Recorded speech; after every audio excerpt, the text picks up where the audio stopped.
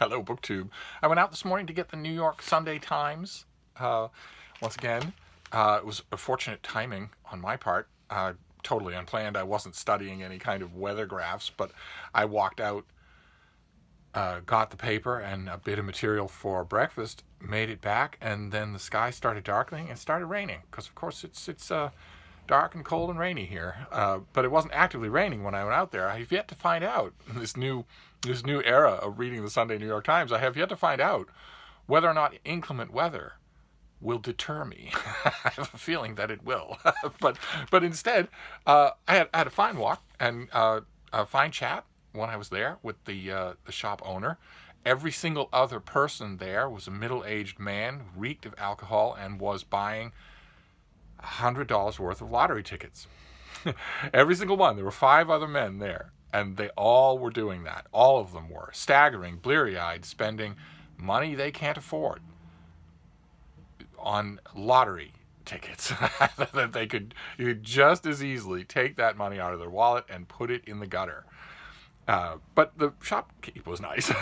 And I got the paper back here and fixed up some breakfast for me and the bean and read through it at a wonderful, leisurely, leg-crossed pace. Just a wonderful thing. Don't know why I didn't do this for so long, even though I was hit with frustration right out of the gate. Because the front page of the Sunday New York Times is premium real estate in the print newspaper world. And the front page of the New York Times today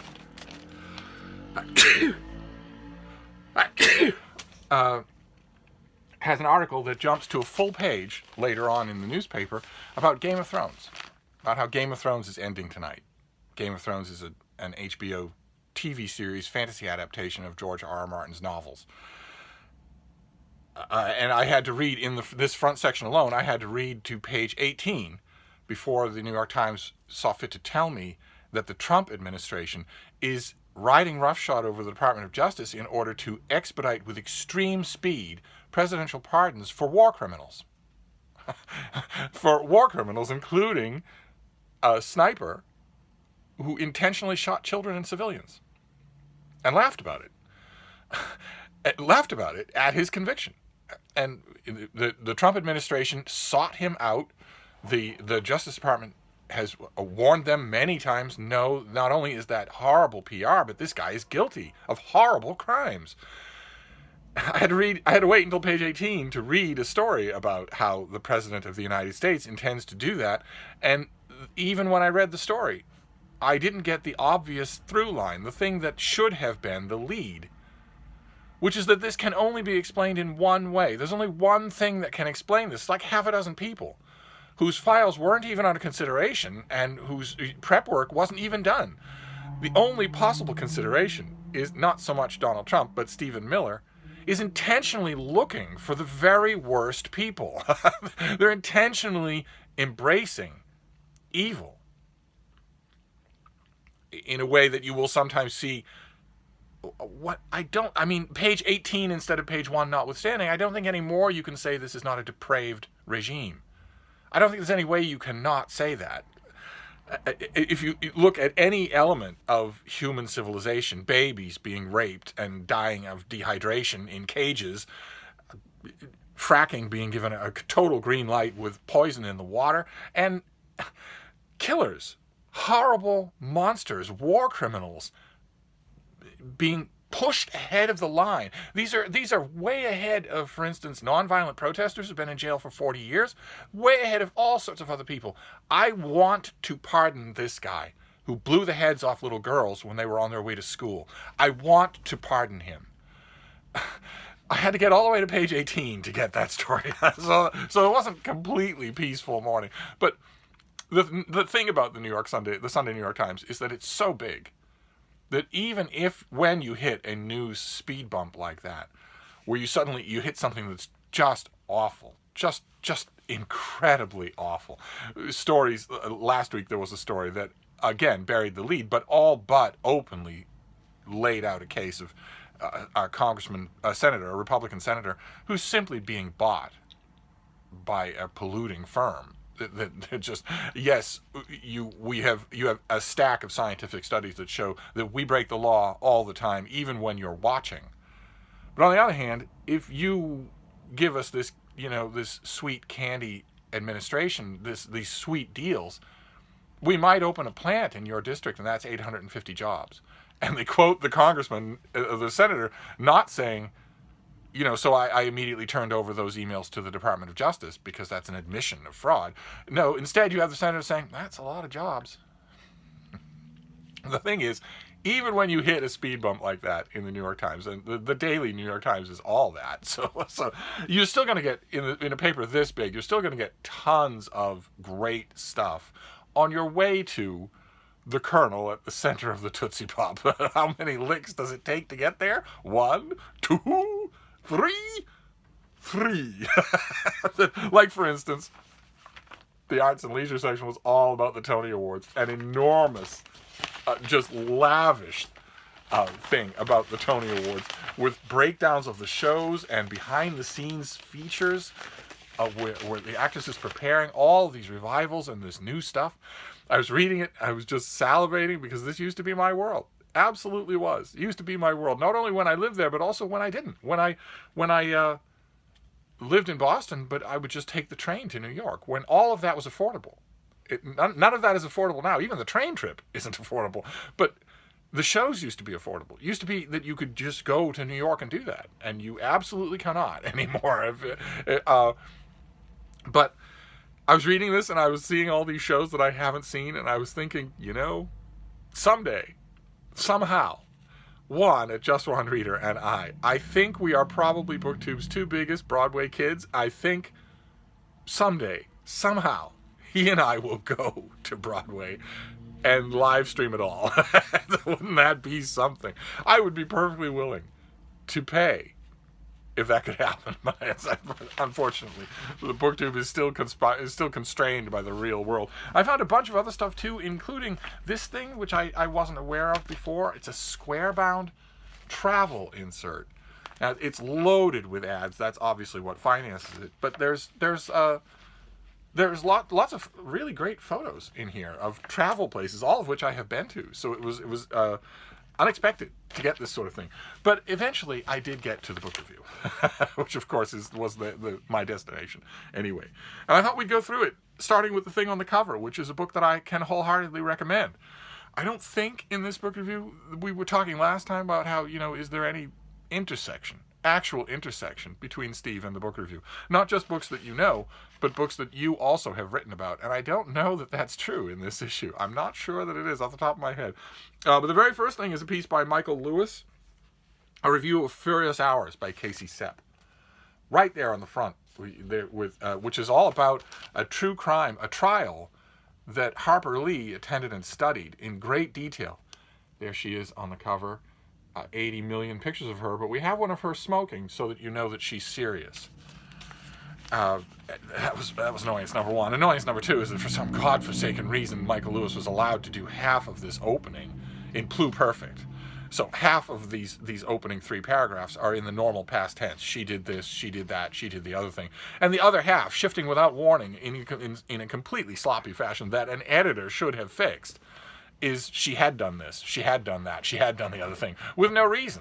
So, but I was very happy to see that this was at the front of the book review, because it's a fantastic book. It's an entire story about what might have been. It's an entire story about a novel that Harper Lee was clearly intending to write, and then decided not to, or we would have had something in addition to Kill a Mockingbird, or Go Set a Watchman, if you include that in her ranks. I noticed that in his opening paragraphs, Michael Lewis very pointedly doesn't. I know that it stirs strong feelings in readers, so I don't know what to make of that. Maybe it was just an oversight. But then we get to the letters page. I'm sorry, I'm thrashing around here because I've got a little schnauzer going crazy behind me. It's just, I don't know why, because we walked until we were exhausted as soon as the rain stopped, but she's going crazy behind me. I'll put her on camera when this whole thing is over. But we get to the letters page. And if you remember last time, among all the other kvetching that I did last time, I had a problem with Cynthia Ozick's review of Julie Oranger's The Flight Portfolio, which is a historical novel about a man named Varian Fry who helped save people from the Holocaust. And in the course, I read you a bit of her review. In the course of her review, it seemed to me like she was a bit confused about what historical fiction is, and didn't really know whether or not it should take liberties with the known facts. And a bit to my surprise, I didn't know that this would affect a lot of people, but to my surprise, that commands the letters page this time around. I want to read you 3 of those letters because they're very interesting. The first one is by Andrew Sean Greer, who won the Pulitzer Prize for his novel Less, which surprised a lot of people. A lot of people were surprised by that win, me included, for reasons that the Pulitzer Committee really ought to consider as very negative. They really ought to be paying attention. Even some of the best-intentioned people, up on literary awards, were flat out surprised by Less winning, and pretty much said in unison that they were surprised because it's so readable, because it's so enjoyable. That ought to be a warning note for the Pulitzer Committee, but I'm sure it isn't. But anyway, Andrew Sean Greer wrote in a letter. Cynthia Ozick, in her review of The Flight Portfolio, ends with a warning, and then he quotes her. Oranger's Varian is a movie tone make-believe. Do not mistake him for Varian Fry. And then Andrew Sean Greer continues. The character she is referring to is the historical Varian Fry, on whose life in occupied France and rescue of nearly 2,000 people Oranger's novel is based. It is nearly... he goes on to say... let's see here. I'm sorry, Frida is kicking me. It's really hard to concentrate when she's doing that. Let us get more specific, because Ozick certainly does. She is concerned that the fictional Fry is presented as gay. Ozick claims, quote, for the historical Fry, beyond hunches and hints, there is no evidence of homosexuality. Ozick is wise and wonderful writer, and on this subject, however, she is wrong. It is nearly impossible to document the personal histories of LGBT people because they were burned, repressed, unwritten, unthought, or stabbed or poisoned out of existence. Queerness has been purposely erased, and so, in most cases, it is truthful to say we have no evidence. Of course, even with Fry, where we do have evidence, imagining his thoughts is, as Ozick puts it, a door with no key. If only there were a medium in which we could use empathy to imagine the thoughts of others whose history has been erased, while signaling to readers that what they are reading is well-researched conjecture. With luck, we do. The novel. So notice he doesn't provide any. He says she's wrong that there's no evidence, but he doesn't provide any in his letter. Instead, he just says it's the novel's job to conjecture like that. And he's absolutely right about that. That was my own objection to the part of her review that I read to you. But then we get another letter. These next 2 letters are presented without commentary by the Times, because they want you to see what the point that is being made, the larger point that is being made. First, they start with Andrew Sean Greer, who's defending suppressed gay history and also the ambit of the novel. But then we have this next one. In my years interviewing Varian Fry's warm and witty second wife, studying letters he exchanged with his first wife, and interviews with those who worked with his emergency rescue committee, I found no evidence of homosexuality. Nor did I find any such evidence in interviews with dozens of people he saved, or in hundreds of documents he kept for his archives. As a result, my biography of this complicated man focuses on his saving of lives and on the tormented psyche of his youth and later years.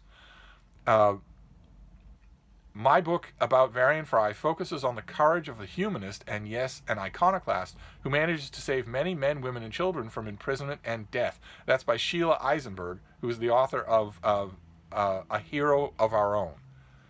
And part of that letter is, obviously Sheila Eisenberg raising her hand and saying, there is a biography of this guy. You're talking about fiction versus reality. Well, I wrote a biography of him that I heavily researched, talked to everybody that he knew, read through his archives. But the second point is being put forward by the editors of the letters page, who are saying, okay, here's his biographer who has read all of his material and says there was no evidence of homosexuality.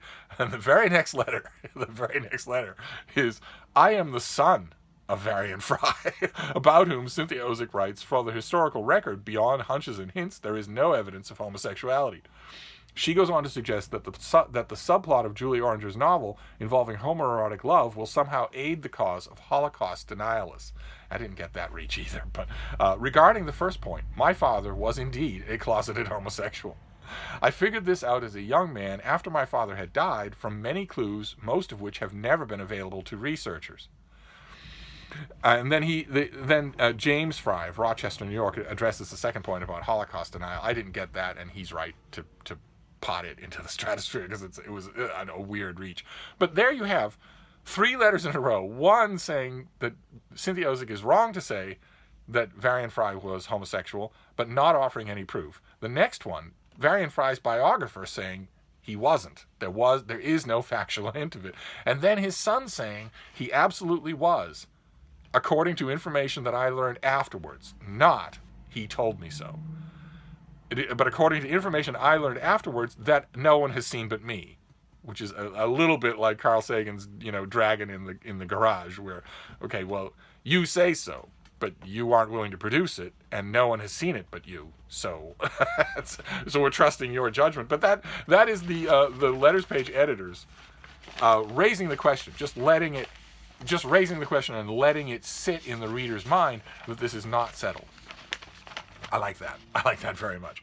Then we have a whole page of fiction. Luis Alberto Urrea, who wrote The House of Broken Angels, that a lot of people liked more than I did, reviews Lot, a collection of short stories by Brian Washington that a lot of people liked more than I did. So, and then we have Marilyn Stasio's crime column again.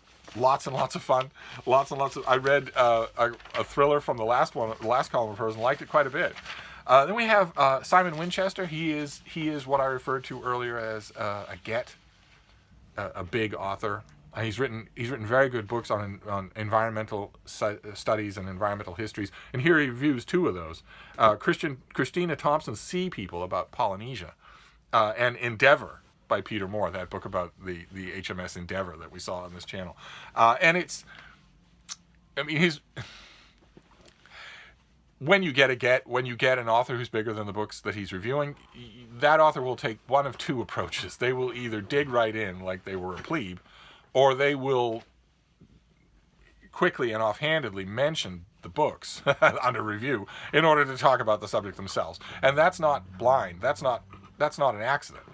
The editors and also the big get author knows that they are suddenly the object of the review, not the books under review. So that's very, I think, very intentionally allowed to happen. And Winchester is wonderful to read, but his review of either of these books will not, you know where I stand when it comes to reviewing. I'm thinking about you, and I'm thinking about your book buying budget. I'm actually thinking about your money and your attention. And so in my review, I can haul out as many stylistic ticks as anybody else, and I love to opinionize, God knows, but I also want to make it clear to you. I want to give you enough material for you to know whether or not this book is worth your money. Now, occasionally, I will come right out and say that it's not. But most of the time, what I like to do is give you enough information, enough specific nodules, so that you can decide, even if I would read the same list of nodules and decide opposite. And this review does not do that. This review is the pleasure of Simon Winchester's company. And then we move on to a smaller example of that, Caleb Crane, the author Caleb Crane, who's done some work that I really liked. He reviews Hugh Ryan's book, When Brooklyn Was Queer. I have a copy here. I don't think we saw it on this channel. And I read it, and I thought it was pretty good, although I had a smile on my face the whole time because I just wanted to say, the instant quip that comes to mind is, when was Brooklyn not queer? And Caleb Crane pretty much comes out and says that in his review, but it's still, I mean, he's bigger than the book, so you're going to be thinking about that. It's more useful. But then we move on to Michael Mcfaul, who is a historian. He did a book called From Cold War to Hot Peace, an American ambassador in Putin's Russia, that was great. Just fantastic. Just a fantastic book. And the Times got him to review the new Ian Kershaw, The Global Age. And he largely does the same thing. He uses one of the indispensable words for critics who want to pat a book on the head and then send it out of the room so that they can monopolize your attention. Aside from indispensable, one of the indispensable words they use is magisterial. I've used it myself many times when I want to go on to talk about, Chernobyl myself. And he does. And right away, the one and only adjective that he uses about the book is magisterial. And then he mostly talks about Kershaw's time period himself. And he's wonderful. I already knew that from reading his book, so I would read him forever. He does, at the end, mention something that I noticed about the Global Age myself, which is that Kershaw breaks with the still standard academic model of writing this kind of stuff by talking about huge personalities as though they affected the world events, which of course they do. But academic historians hate to say that. They don't. They swallowed hook, line, and sinker about 30 years ago, a model that says that that the only thing that affects history is vast impersonal social forces, not people, not individual people, even though they have 1,000 examples to prove that wrong. And Ian Kershaw works against that in the Global Age. And really, how could he not? The second half of the 20th century is a time where gigantic personalities, good, bad, and indifferent, stalked all over the world stage. The 1980s was, I think, one of the highlight time periods, that and the 1940s, like that, where these people were huge, they were outsized personalities in their own right, and they legitimately affected the world.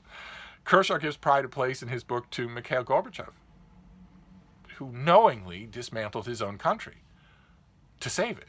And Kershaw notes that. So this review, I will definitely be cutting it out and putting it in my copy of the Global Age. Then we move on. The Times gives they let someone named Julia Shiras review for a whole page Molly Dektar's debut novel, The Ash Family. I think we saw that on this channel.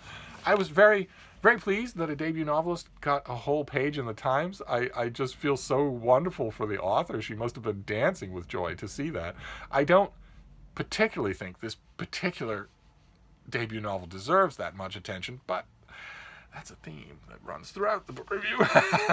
Then, when we're done with The Ash Family, the Times threw me a curveball by doing a few pages of audiobook reviews with that little thing up at the top. I started reading a couple of these things until I realized this isn't a review of the book.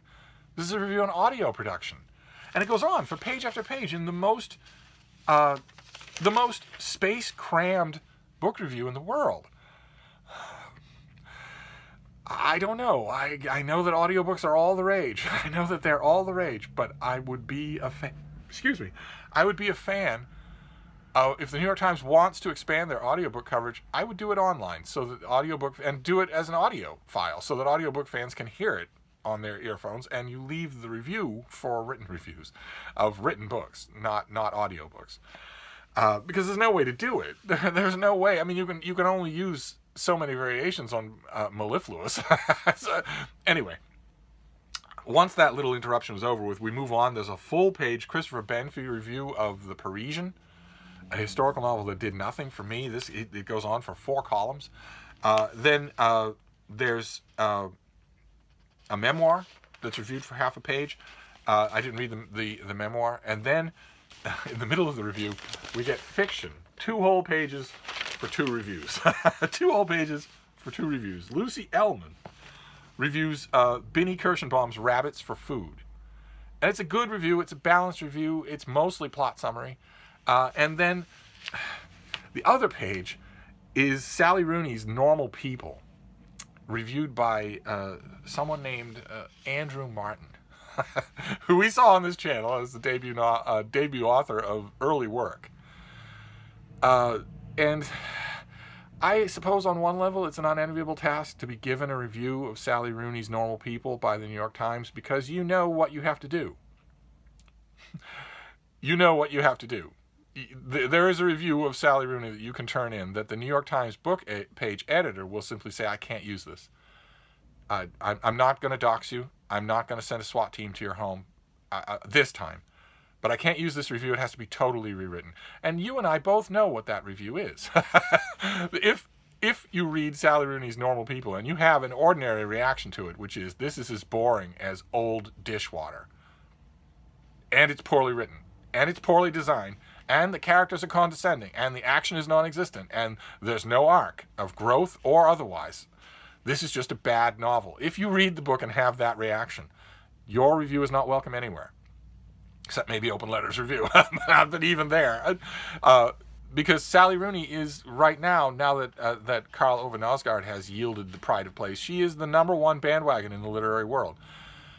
She has, I think, 14 municipal or county courthouses in Ireland that have been renamed after her. There's a petition with 300,000 signatures on it to rename the country Sally Rooney.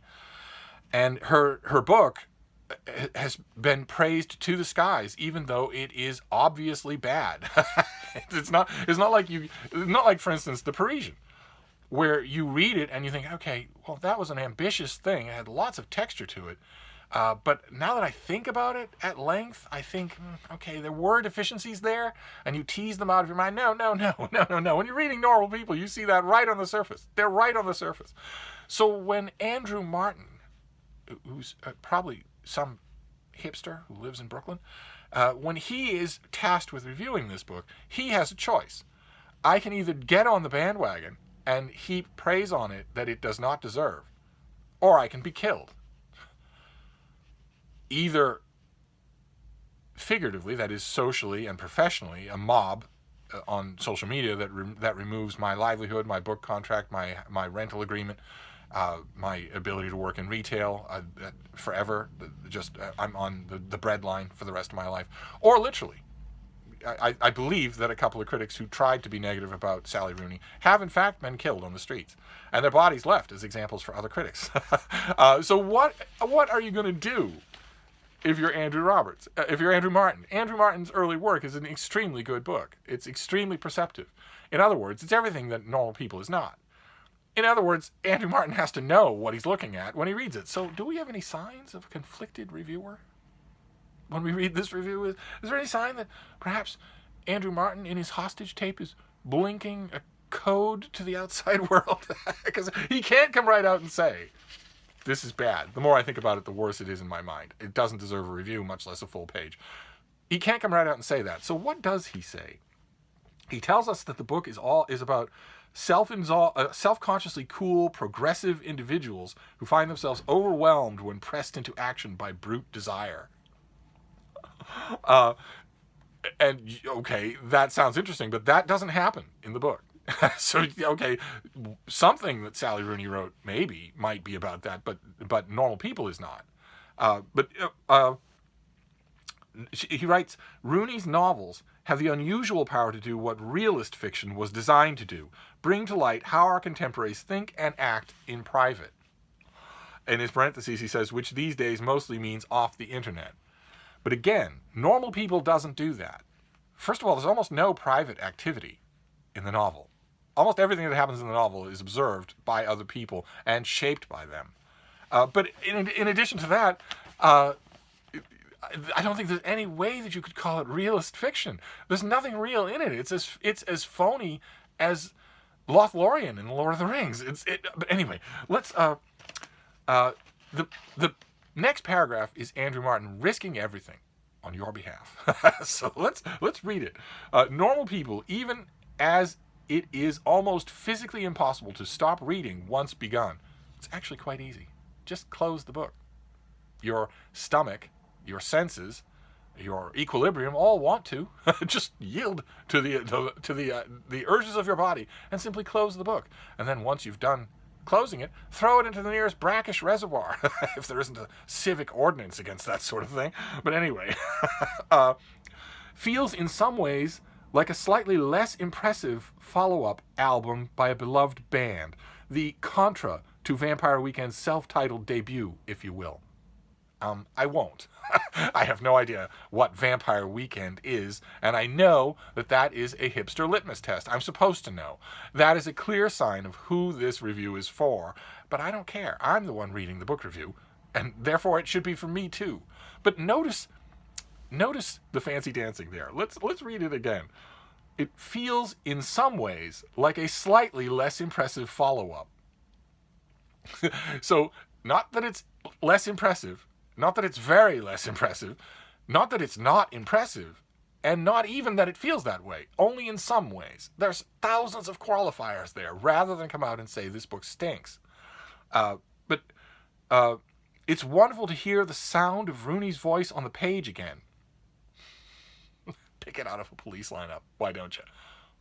I'll give you $5 if you can pick it out of a police lineup. There is no wonderful voice being heard here. There's no voice at all. Just bland, just boring. It's just All I need to do is show up, and that is all I have done. And now I'm going to refresh my Twitter feed to see if that petition has worked, and I am now from the country called Sally Rooney. It's wonderful to hear the sound of Rooney's voice on the page again. The pleasures of her storytelling are even more immediate than in the first novel. Okay, but you just hinted this was slightly less impressive. So, does the thing that impresses the reader somehow float free of the quality of storytelling? They should be the same thing, shouldn't they? But it goes on. But the book can also seem, there's that word again, I know not seems, it can seem. So we don't know if it is that. He's blinking code. He doesn't want to come out and say that it is. He wants to say it can seem. It can also not seem. And that's to say nothing about what it is. It can or it cannot seem. Not right. But the book can also seem rushed and conventional in ways her debut did not, particularly in its final third. Much more so than in her first novel, the clarity of Rooney's language gives way to cliches and not terribly convincing similes. And he lists a couple of similes that aren't just not terribly convincing. Not terribly convincing means they are convincing. They're just not terribly convincing. But the stuff that he quotes from the book, and believe me, you couldn't swing a dead cat without hitting crappy writing in this book. They aren't just convincing but not terribly convincing. They're terrible. Just awful. As though the urgency of writing the story were so great that she was reluctant to pause to find the more perfect phrase. Okay, well, there's a word for a writer who's so urgent to write their book that they don't pause to write it well. And that word is bad. That is a bad writer. It's a writer's job to pause and write it well. We all feel the urge to tell stories so bad that we just blurt them out. Why are you paying $35 for somebody's book? You're paying it under the assumption that as a writer, they control that urge and write well. But here, the reviewer in the New York Times is giving her a pass on writing well because of her urgency. Does she look urgent to you? The only urgency she has is wondering whether or not Ireland has been renamed Sally Rooney. That's all she wants to know. And then the next paragraph. So this Andrew Martin has told us, basically in this paragraph, that this book is poorly written. He won't come out and say it because, like I mentioned, he would be killed. He would be murdered. And he doesn't want to be murdered. He's young. He has a whole career in front of him, including, obviously, by this review, the high hopes of getting a very favorable review of his next book by Sally Rooney. But he can't come right out and say that it's bad. But that paragraph has given us more than enough indication that this is a bad novel. But what's the next paragraph? How does it start? The next one? But that urgency is also thrilling. What? So her sloppy inability to control her urgency in order to write well, to write beyond what you yourself describe as cliches and not terribly convincing similes, her inability, her unwillingness to write beyond that, to control that urgency and write good prose, is thrilling. Oh, okay. He goes on to narrate the plot. The plot is about a rich young woman and a poor young man who fall in and out of bed, and they go to college. But when they go to college, according to, his summary is correct here when he says, when they go to college, Marion, who is openly brilliant, wealthy, and friendless, and Connell, who is secretly brilliant, poor, and popular, can't be seen together at school for fear of social opprobrium. And you read the book, and yeah, that note is hit a few times, and you read it, and you're standing there staring at it, wondering, okay, why? Why is that? This isn't set in the Regency period. No one's going to care at all. This is you saying that, totally unconvincingly. And on top of that, the two characters are just so boringly, thinly drawn. Of course, she's wealthy, so she's shallow and clueless about her own well-being, about her own life choices, whereas he's poor, so he's closer to good old-fashioned common sense. He's rock solid. He understands things that, that rich people don't understand. And of course that's going to draw them together, when in reality, if they went to Trinity College, she would date, fool around with, and then eventually marry someone just as dumb and vacuous as she is. And it wouldn't be, and this is all just so totally programmatic. But when Andrew Martin is winding up. He's winding up.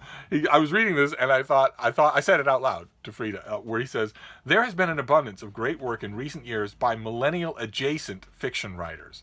And the minute I read that line, I thought, okay, you're going to name some and all of them are going to be women. And he does. My short list of current favorites includes Jen George, Claire Louise Bennett, Alexandra Kleeman, Haley Butler, and Jade Sharma, all of whom are more caustic in their outlook than Rooney. But more caustic or less caustic is notwithstanding, keep in mind he has referred in the beginning part of that sentence to all these authors as great. They're all terrible.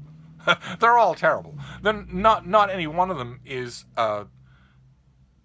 anywhere near as hysterically overpraised as Sally Rooney, so that there's a gigantic petition at the Royal Academy of Sciences to have the Aurora Borealis renamed the Aurora Sally Rooney. None of the rest of them are like that. They'd all love it if that happened to them, but it hasn't. And the point I want to make is that it's random chance that it hasn't. This is just a bandwagon. The Empress has no clothes. If you take the book and read it cold, it is awful. And so are the novels by these people. It's just, these are great millennial adjacent novelists. God help the literary world if that's true. But Andrew Martin ends by saying Sally Rooney has time.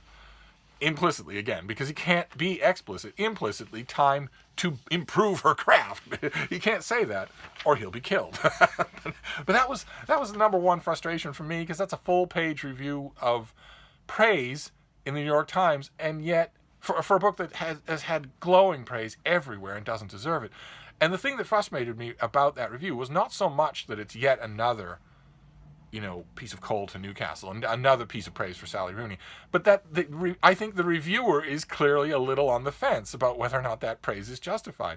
If you take out the adjectives that the reviewer expends on the book and just concentrate on what the reviewer actually says about the book, the impression is totally different.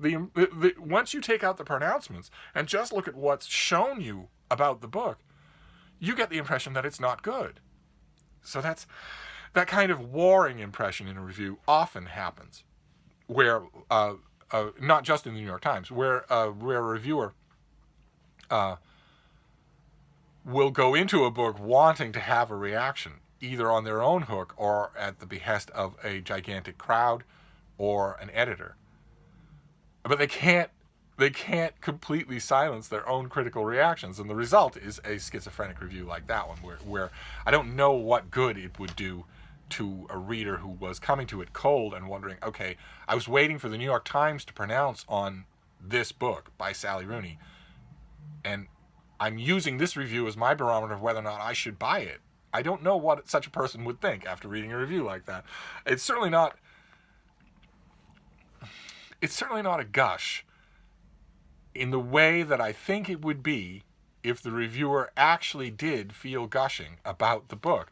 Instead, it I think comes as close as it can to actually criticizing a review darling, which you absolutely cannot do. So, but anyway, then we move on to nonfiction. Megan O'Gilblin reviews Kristen Hoganson's The Heartland, which is all about the American Midwest, and comes out ambivalent. I think she thinks that the book did not actually pay off.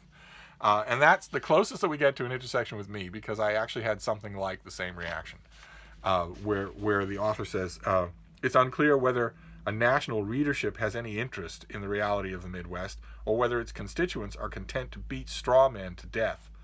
The Heartland myth is often portrayed as a nostalgic fantasy of the right, but it is equally sustained by a more liberal, urbane section of the country that seems to derive an almost erotic pleasure in revisiting it again and again, only to see it ritually falsified.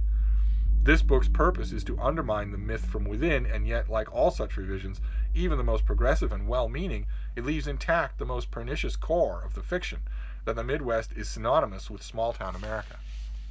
I had some of the same reservations about the book myself, but I didn't actually review it. So then we have a historian writing about Mother is a Verb. I think we saw that book on this channel.